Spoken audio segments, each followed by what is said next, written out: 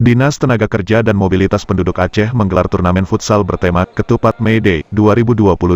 Kegiatan digelar dari 10 hingga 13 April dan diikuti 12 tim peserta yang terdiri dari para pekerja. Semangat pemain terasa saat seluruh tim berkumpul di lapangan saat pembukaan turnamen yang secara resmi dibuka Kepala Dinas Tenaga Kerja dan Mobilitas Penduduk Aceh Akmil Hussein pada Minggu malam tanggal 10 April 2022.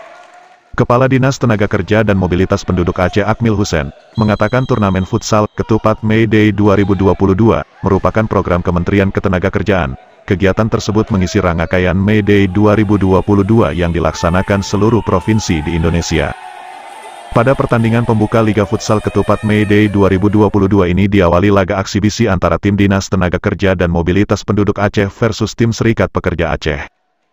Ketua Panitian Riza Erwin menjelaskan bahwa kegiatan Liga Futsal ini salah satu bagian dari program pembinaan kita dari unsur pemerintah bekerja sama dengan pekerja dan pengusaha untuk saling mendukung kegiatan-kegiatan pekerja dan pembinaan di sektor ketenagakerjaan.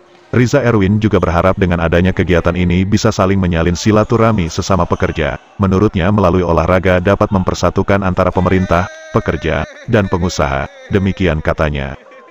Pertandingan eksibisi antara tim Disnaker Mobduk Aceh dan tim Serikat Pekerja tersebut berakhir dengan skor 4-1 yang dimenangkan oleh tim futsal Dinas Tenaga Kerja dan Mobilitas Penduduk Aceh.